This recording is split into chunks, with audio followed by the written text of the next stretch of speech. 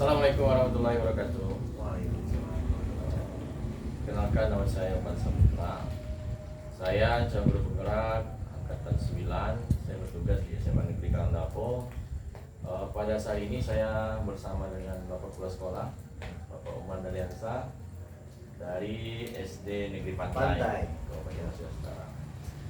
Terkait ada beberapa hal nih Pak yang perlu saya diskusikan dengan Bapak, yaitu upaya Bapak mengakomodasi segala permasalahan dalam saya rasa Bapak tidak keberatan.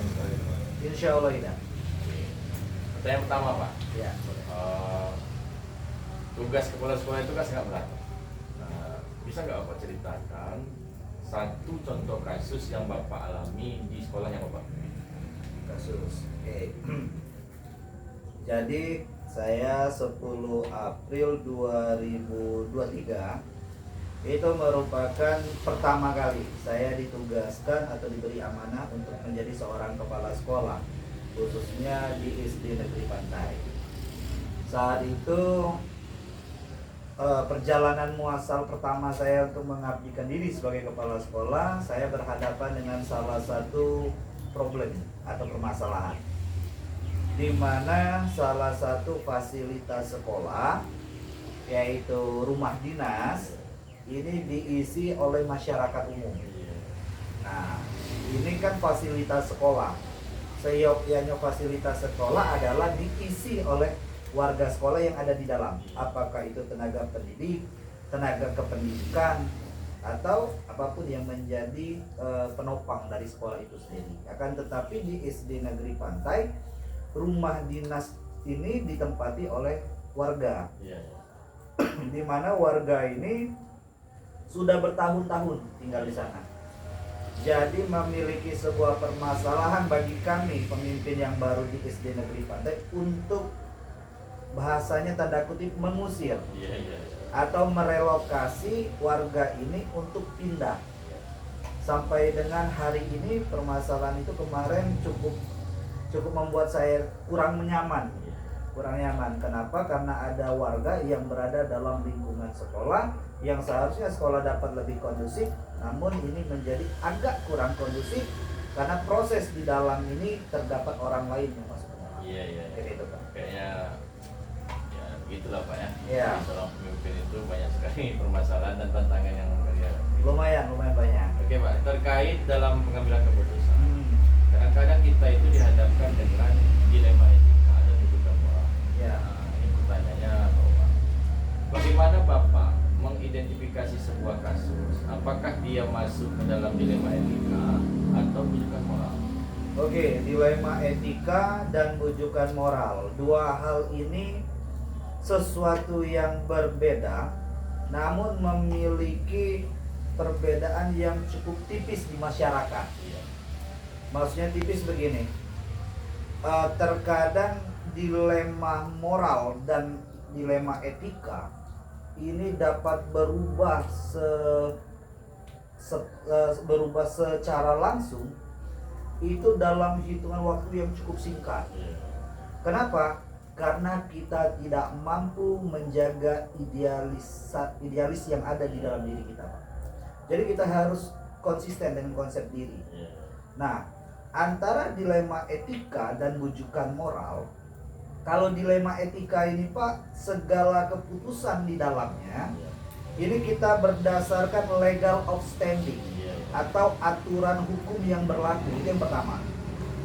Yang kedua, kita melihat bagaimana nanti sisi di dalam dilema etika ini, apakah nanti keputusan satu untuk orang banyak atau sebaliknya orang banyak untuk satu orang gitu. Kemudian di dilema etika ini juga sebaiknya di dalamnya itu terdapat yang namanya uji publikasi, Pak. Uji publikasi ini penting karena kalau kita tidak berani mempublikasikan suatu keputusan, maka itu dapat dikategorikan sebagai bujukan moral. Kemudian selanjutnya kita ada uji benar atau salah. Ya, benar atau salah dari keputusan yang akan kita ambil ini. Efeknya nanti bagaimana? Kalau bujukan moral Tentu yang pertama ini kaitannya dengan hal-hal kebutuhan pribadi satu sama lain. Nah, maksud kebutuhan pribadi satu sama lain ini Pak, contoh begini, yang pasti kita tidak sesuai dengan aturan hukum. Seperti saya bilang tadi, idealis sendiri. Aturan hukumnya tidak boleh.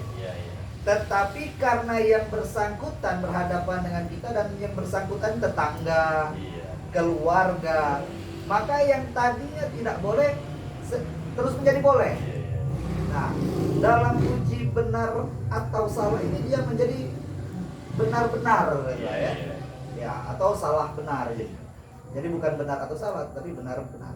Jadi menurut saya bujukan moral ini suatu pengambilan keputusan yang tidak baik bagi seorang pemimpin, khususnya pemimpin dalam dunia pendidikan. Tetapi bujukan moral ini pun dapat berubah menjadi dilema etika jika kita pelajari, kita ulas kembali, sehingga sisi-sisi yang menjadi bujukan moralnya dapat menjadi etika yang baik. Itu Pak ya. Itu lebih kurang kalau jawaban saya. Oke, terima kasih Pak Umar ya. Semangat sekali Pak Umar. Nah, berkaitan dengan dilema etika, berarti kan ada pengambilan keputusan itu benar versus benar. Nah, dalam konteks kasus benar versus benar ini bagaimana cara Pak Umar mengambil suatu kebijakan di mana kepentingan mereka itu sama-sama benar gitu Pak. Kalau kita ambil keputusan yang A benar, keputusan yang B juga benar. Itu bagaimana cara Pak Umar sebagai pimpinan sekolah menyikapinya? Oke Pak, jadi begini, dalam kaitan benar versus benar atau benar lawan benar yang kita sebut dalam dilema etika, itu yang pertama, yang pengambilan keputusan saya, kita lihat sifat dari urgenitasnya Pak.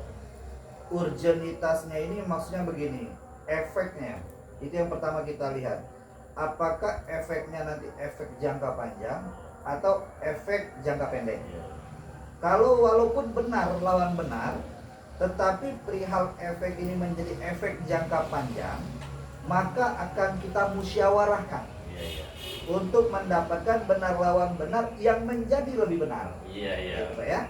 Kemudian tentu semuanya itu hasil dari musyawarah ini akan kita publikasikan hasil keputusan itu, sehingga dalam publikasi ini tentu akan begitu banyak pendapat yang menjadi landasan kita atau menjadi bantuan bagi kita untuk menilai sesuatu itu memang benar versus benar atau menjadi bujukan moral benar versus salah gitu ya. Nah, oleh karena itu kalau dalam saya secara pribadi, saya akan melihat tingkat urgenitasnya dulu Pak. Itu satu. Yang kedua value. Jadi nilai dari kedua hal ini. Jadi apakah ini akan menjadi sesuatu yang nantinya justru memberatkan atau tidak? Dan kita bisa melihatkan dari benar versus benar ini Pak, kita melihat dulu dia sendiri, ini benar, dia sendirian tadi.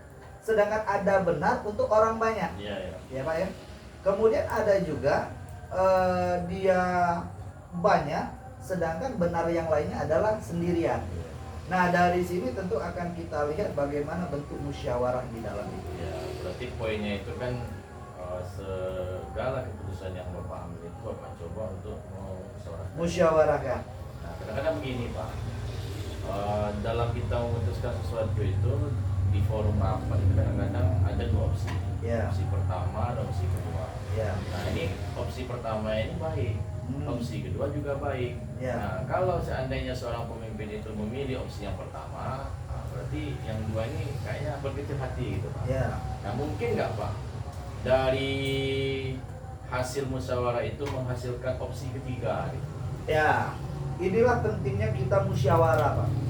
Musyawarah ini tidak selalu dikaitkan dengan voting, kebenaran karena jumlah suara, bukan seperti itu.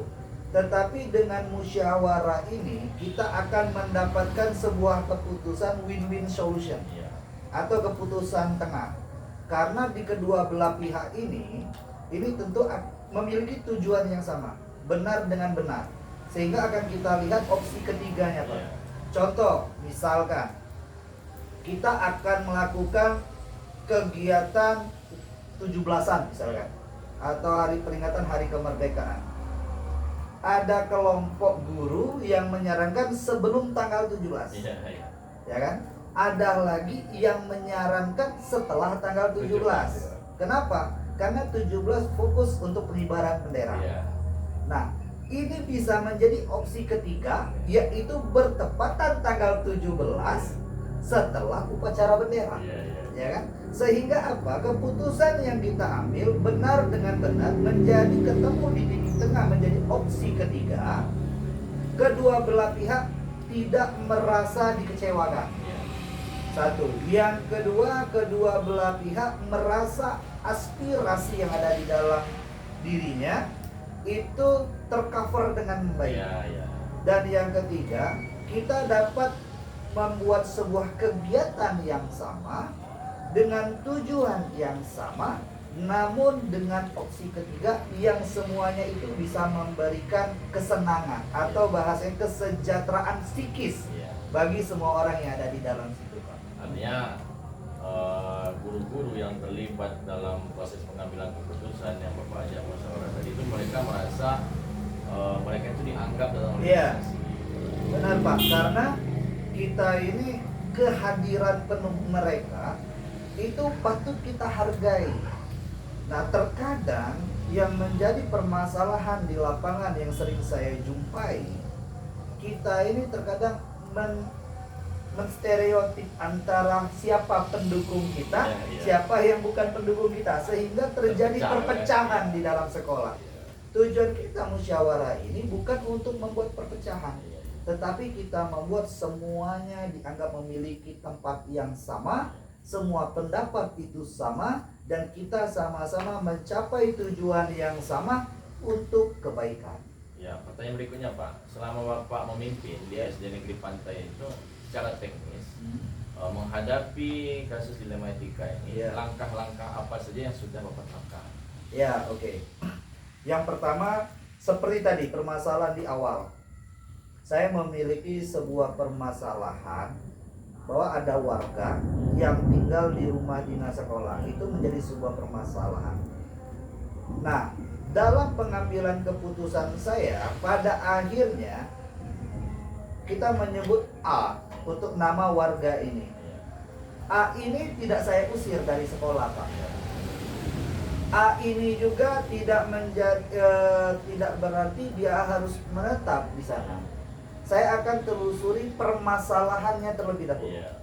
Permasalahannya ini melanggar hukum atau tidak? Iya.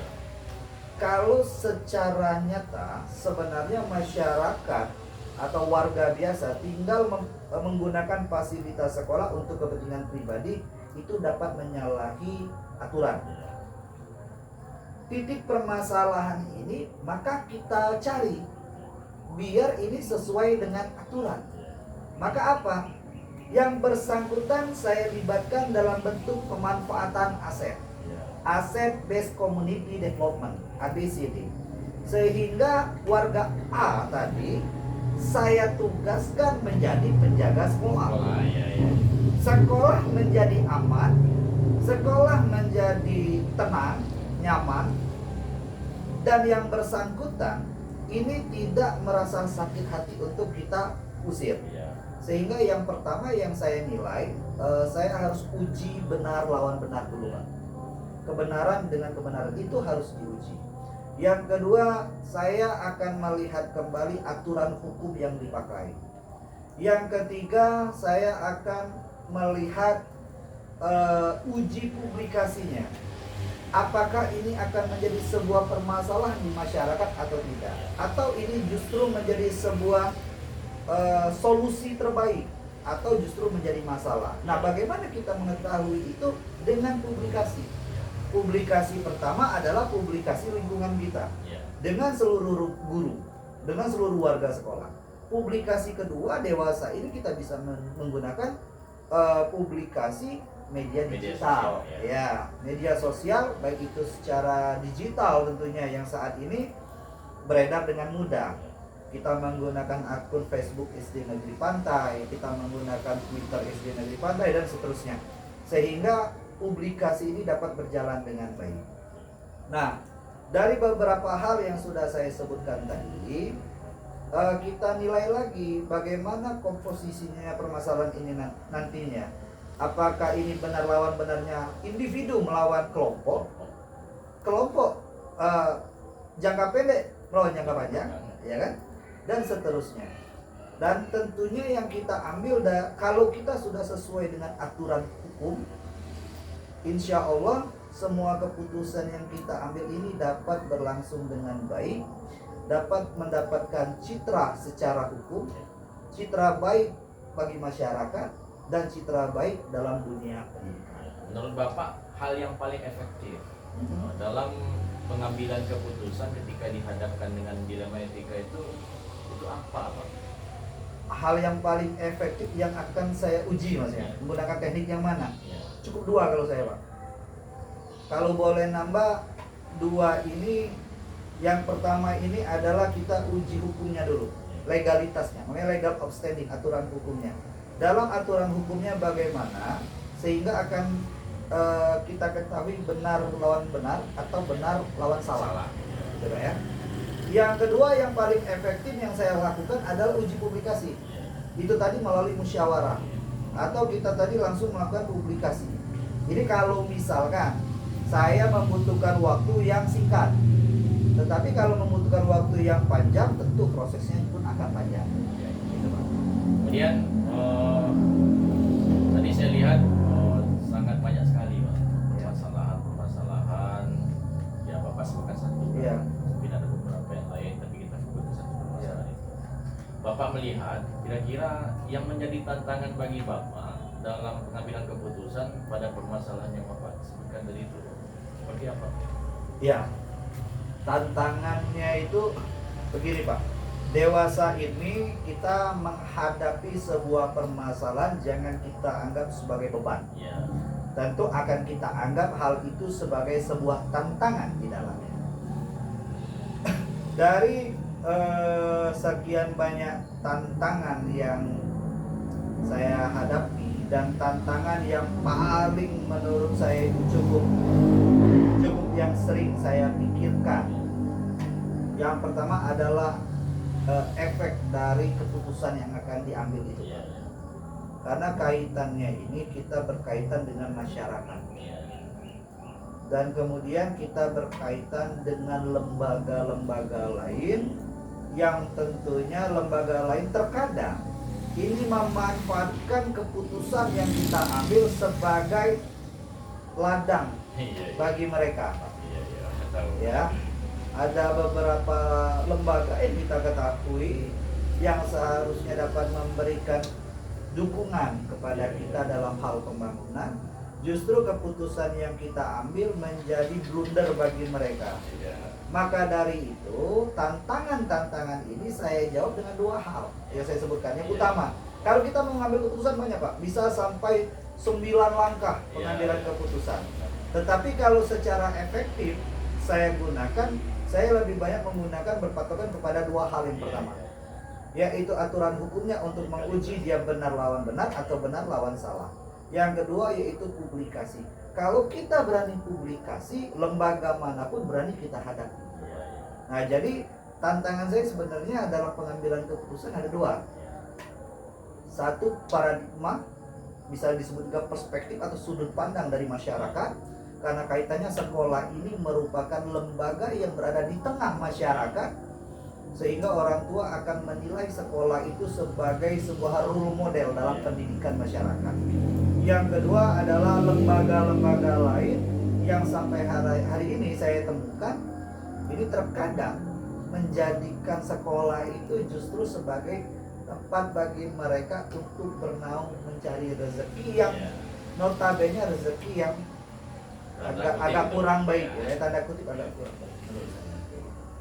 Nah, kemudian Pak, terkait permasalahan yang Bapak hadapi, itu biasanya ketika permasalahan Bapak temukan, Bapak akan berusaha menyelesaikannya di tempat atau berusaha untuk menyiapkan suatu waktu yang terjadwal untuk menyelesaikan suatu perkara itu. Ya, ini dari apa yang Pak Irfansah tanyakan, apakah saya dapat menyelesaikan tantangan ini di tempat yang sama, dalam waktu yang sama, bisa dibilang secara spontan pada saat itu juga saya selesaikan, atau saya membutuhkan waktu dan tempat khusus, Pak ya. Kita lihat urgenitas dari permasalahan atau tantangan yang kita hadapi, dan kita lihat juga lembaga ataupun bagian yang terdampak. Contoh, pada saat di lapangan ada anak berkelahi, maka secara spontan keputusan yang saya ambil adalah untuk memisahkan anak berkelahi. Langsung kita lerai, kita taruh di tempat yang berbeda, jangan bertemu terlebih dahulu, untuk mereka mindfulness dulu, mereka untuk sadar diri dulu, tenang, oke, baru bisa bertemu lagi untuk klarifikasi. Tetapi pada saat klarifikasi ini kita akan berhadapan ataupun bertemu dengan hal-hal lain yang berefek dari permasalahan pertama tadi, Pak. Maka tindak lanjut dari keputusan spontan melerai tadi akan ada penindakan untuk waktu yang ditetapkan, yang terjadwal, dan juga tempat yang kita siapkan. Contohnya, kita akan melibatkan Satgas TPPK. Ya kan? Penanggulangan kekerasan kepada anak, misalkan. Maka lembaga ini tentu akan kita ajak untuk berdiskusi, Pak. Setelah lembaga ini kita ajak berdiskusi, maka kita akan mendapatkan sebuah keputusan terkait dengan anak tadi, atau dapat kita melibatkan orang tua. Tentu dengan pelibatan orang tua TPPK kita tidak dapat secara spontan. Kita harus mengundang, ada notulensinya, ada daftar hadirnya. Jadi menarik, ada TPPP, Pak ya? TPPK. Ya. Tim penanggulangan kekerasan pada anak di sekolah. Di sekolah. Berarti itu ada tim gitu, Pak ya? Iya. Nah, ini terkait juga dengan pertanyaan berikutnya. Adakah seseorang di dalam instansi yang Bapak pimpin ini yang membantu Bapak dalam melakukan pengambilan keputusan ketika Bapak dihadapkan dengan dilema etika? Iya, dalam pengambilan keputusan tentu banyak orang lain yang akan saya libatkan. Kita lihat lagi urgenitas dari keputusan yang akan kita ambil, Pak.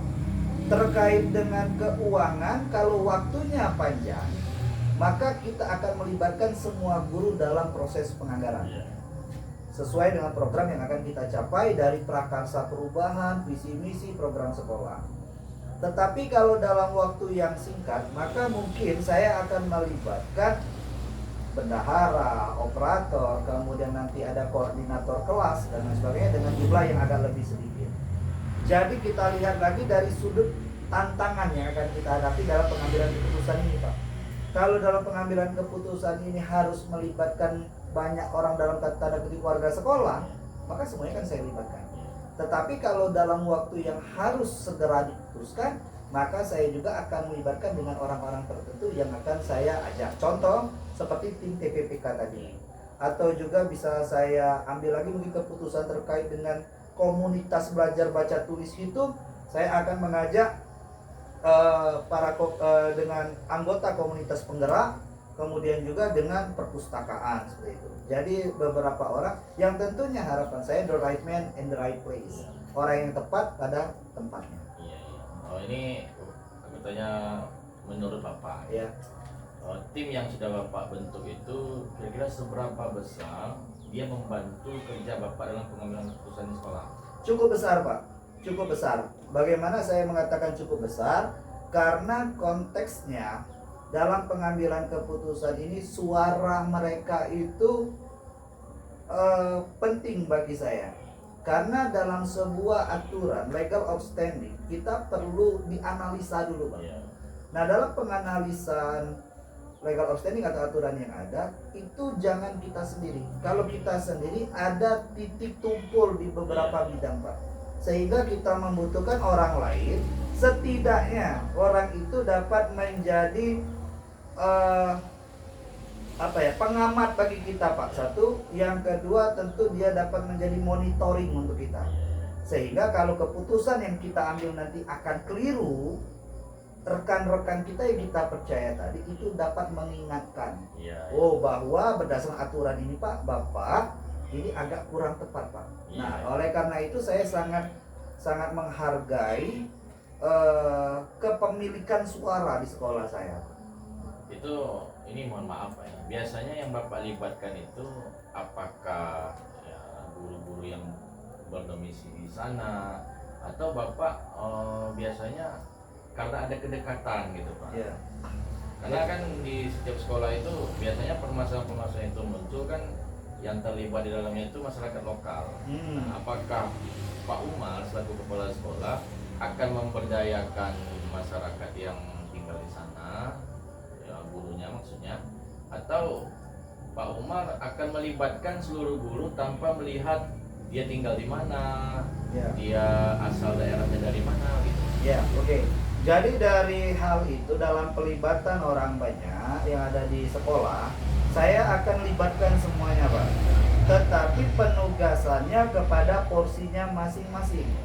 Contoh, untuk berhadapan dengan masyarakat sekitar sekolah, maka orang-orang atau guru-guru yang ada di sekolah yang kaitannya ada di sana, maka mereka yang nanti akan dapat lebih menyampaikan kepada mereka karena ada kedekatan secara sosial yang ada di masyarakat. Komunikasi juga. Khususnya dalam bahasa. Kalau rekan-rekan lain bukan berarti tidak dimanfaatkan atau tidak kita ajak. Mereka tetap kita ajak dalam sumbang saran untuk berkolaborasi sesuai dengan tempatnya masing-masing. Oke. Nah, ini pertanyaan terakhir Pak. Ya, oke. Kita kan udah panjang cerita tuh terkait pengambilan keputusan ketika kita dihadapkan dengan dilema etika. Kira-kira dari diskusi kita ini apa pelajaran yang bisa Bapak ambil?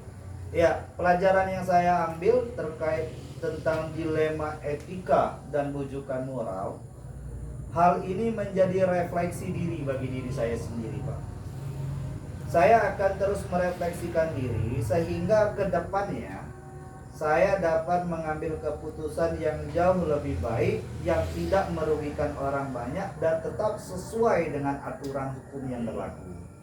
Yang kedua, dilema etika dan bujukan moral itu menjadi pembelajaran penting dalam hidup saya, bahwa kita harus bekerja dengan maksimal sesuai dengan aturan yang ada. Karena pada akhirnya bujukan moral ini hanya dapat digunakan kepada hal lain, tidak mesti untuk pengambilan keputusan yang ada di sekolah. Jadi banyak hal yang dapat saya pelajari. Tetapi sampai dengan detik ini, sampai dengan hari ini, setiap pengambilan keputusan yang saya ambil tentu itu saya jadikan refleksi diri untuk saya, sehingga saya dapat menemukan apa yang akan menjadi tindak lanjut yang akan saya ambil. Oke, terima kasih Pak Umar. Sama-sama Pak. Demikian saja diskusi kita hari ini dengan Pak Umar Daliansa, Kepala Sekolah SD Negeri Pantai Kabupaten Nusa Tenggara. Mudah-mudahan Pak Umar semakin betah Pak. Insya Allah. Semakin ada gebrakan-gebrakan baru. Insya Allah. Dan mudah-mudahan Pak Umar bisa menjawab tantangan-tantangan itu dengan prestasi. Amin. Siap. Demikian saja, ini ada kopi break Pak. Ya. Sebelum kita akhiri, kita ngopi dulu Pak. Siap. Assalamualaikum warahmatullahi wabarakatuh.